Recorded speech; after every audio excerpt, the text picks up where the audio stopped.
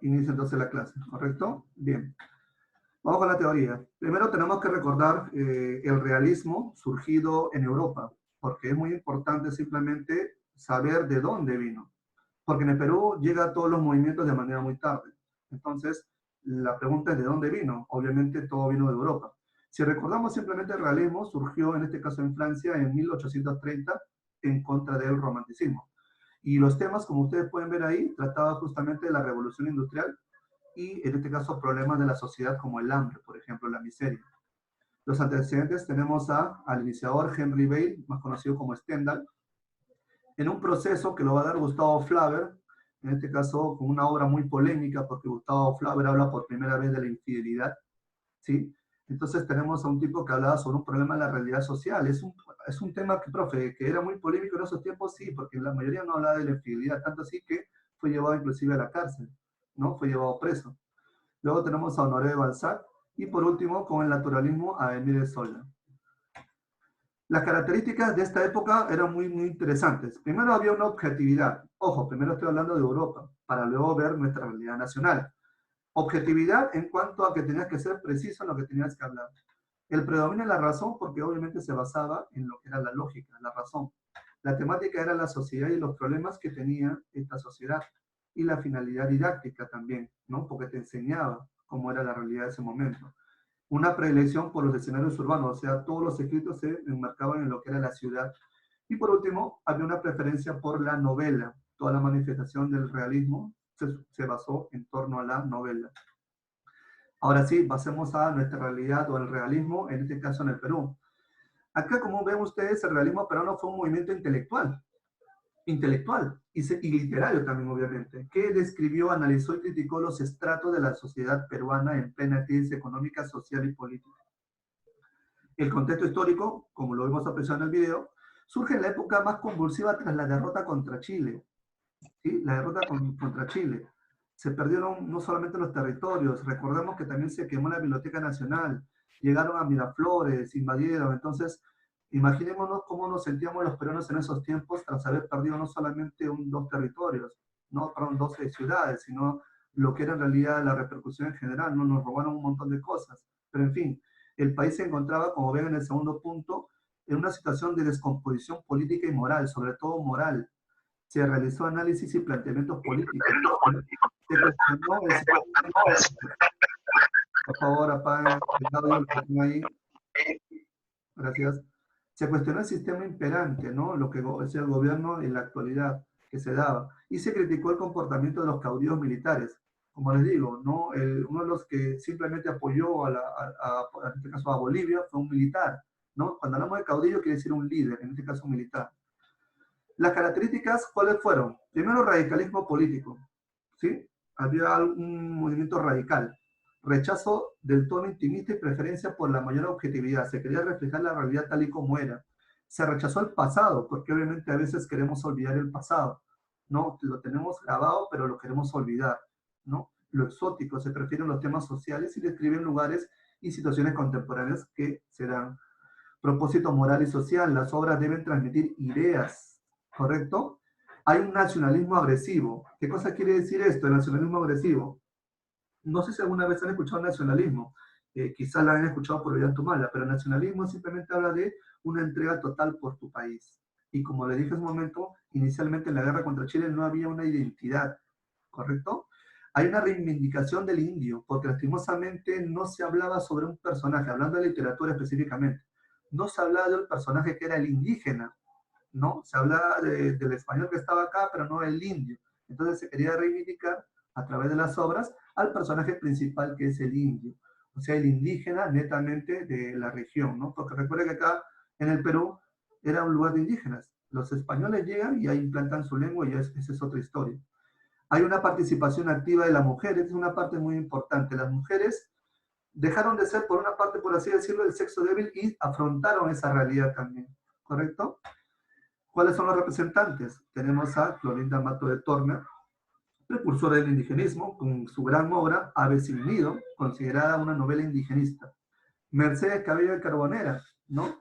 Blanca Sol, novela social de buena naturaleza. Inclusive ella fue prácticamente una de las fundadoras de este movimiento, ¿no? María Nieves y Bustamante, Abelardo Gamarra, y el que vamos a hablar específicamente el día de hoy es Manuel González Prada, apelativo el Sibarita o el Anticristo. Ya más o menos déjense llevar hasta por el nombre. ¿Por qué llamarías a una persona anticristo? ¿No? Por ser muy radical en su ideología. Sí. Tenemos dos obras muy simpáticas de él, sobre todo Horas de Lucha, que recoge los ensayos de la problemática del indígena y los defectos de la sociedad peruana, que obviamente deberíamos ya olvidar, ¿no? Y Páginas Libres, en la cual justamente yo destaco una frase que no sé si alguna vez la han escuchado. Destaca el discurso en el politeama. Acá se menciona una frase muy simpática, ¿no? Los viejos a la tumba, los jóvenes a la obra, ¿no? O sea, ustedes, que son la juventud, ustedes son los que tienen que entregar y cambiar nuestra realidad, ya que, digamos, las personas del pasado no lo han podido hacer, ¿correcto? Quizás no hayan dejado mucha huella, ¿no? Pero están ustedes, la nueva generación, que, ¿no?, deje el Perú limpio de alguna u otra manera. Bien, Manuel González Prada, su producción literaria se orienta a la renovación ideológica, ¿correcto? Hay un cambio social por parte de él. Él es un tipo aristocrático, no rico, adinerado, vivió mucho tiempo, en este caso en Francia, y simplemente trató, cuando llegó al país, vio la realidad y decidió cambiarla radicalmente, ¿sí? También es considerado, y acá por favor atentos, ¿ah?, como precursor del modernismo. Profesor, ¿por qué es precursor del modernismo? Sencillo, porque este personaje simplemente trajo palabras nuevas, obviamente que lo había aprendido en Francia, ¿no? Como las palabras rondel o triolet, ¿sí? También es considerado, en este caso, el precursor, en este caso, del indigenismo, ¿no? Porque ya estaba adentrando algo de esa realidad. Quería reivindicar a la clase social explotada y tenía una actitud antihispanista, o sea, contra España, y anárquica y anticlerical. Hay una frase que me gustaría mencionar que dice acá: si la ignorancia de los gobernantes y la servidumbre de los gobernados fueron nuestros vencedores, acudamos a la ciencia, ese redentor que nos enseña a suavizar la tiranía de la naturaleza. Adoremos a la libertad, esa madre engendradora de hombres fuertes. Ahora, solamente para terminar esta parte, miren, él, aparte de ser un revolucionario social, también escribió una poesía muy simpática, de la cual inclusive les cuento de manera particular. Muchos cantantes de rock peruano, sobre todo, han escrito música basándose justamente en las ideologías de González Prada. Por ejemplo, ¿no?, les recito simplemente esta poesía llamada El amor, ¿no? Si eres el bien arrebatado al cielo, ¿por qué las dudas al gemido el llanto? La desconfianza al torcedor quebranto, las turbias noches de febril desvelo. Si eres un mal en el terrestre suelo, ¿por qué los goces la sonrisa el canto, las esperanzas el glorioso encanto, las visiones de paz y de consuelo? Si eres nieve, ¿por qué tú vivas llamas? Si eres llama, ¿por qué tu hielo inerte? Si eres sombra, ¿por qué la luz derramas? ¿Por qué la sombra si eres luz querida? Si eres vida, ¿por qué me das la muerte? Si eres muerte, ¿por qué me das la vida? Y también hay otro, que es justamente la que le decía por ese término nuevo, es que justamente es considerado el precursor del modernismo, Triolet, que dice lo siguiente, ¿no? Algo me dicen tus ojos, más lo que dicen no sé. Hablan de amor o de enojos, o de esperanza y de fe. Algo me dicen tus ojos, más lo que dicen no sé. Y entre reproches y quejas, entre confianzas y fe, algo me dicen tus ojos, más lo que dicen no sé. No sé, algo me dicen tus ojos, más lo que dicen no sé. Esas están colgadas en la plataforma, así que la pueden visualizar sin ningún problema, ¿correcto? Bien, y por último, para terminar, muchachos, Clorinda Mato de Turner, porque como les mencioné hace un momento, también había mujeres prácticamente que lucharon, ¿no?, para que esta realidad también, digamos, los jóvenes despertaran sobre todo, ¿no? Y es una obra muy simpática, llamada Ave sin nido, pero conozcamos algo de su vida.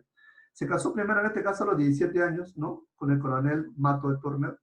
Se dedicó activamente a la difusión cultural a través de las diversas publicaciones en el Cusco, porque esta mujer es cusqueña, y prácticamente junto con González Prada dejó su ideología bien marcada, ¿no? Defendió al indígena y de otra manera su obra critica prácticamente, ¿no?, ese gobierno déspota, ¿no?, sobre todo hasta clerical, porque inclusive acá, aunque no lo crean, en la obra de Cinedo, un sacerdote que prácticamente tiene hijos acá, ¿no? Fruto de eso hay dos hermanos que prácticamente se conocen, pero se enamoran, ¿no?, porque eran hijos distintos. Sería bueno en todo caso que lean la obra Vecineo, porque es una obra muy buena y conocen algo más también, ¿no?, de lo que era esta época. Veamos rápidamente algo de, ¿no?, de lo que corresponde a su obra.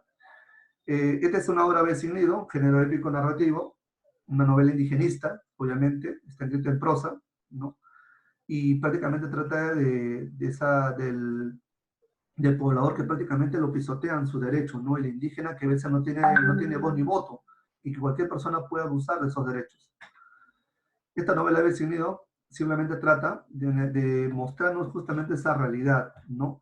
Como ustedes pueden ver la imagen, ¿no? El indígena que a veces se siente impotente porque no puede ante una realidad de unas personas que se sienten superiores o supuestamente son superiores y en el cual no velan por los derechos de ellos, ¿sí?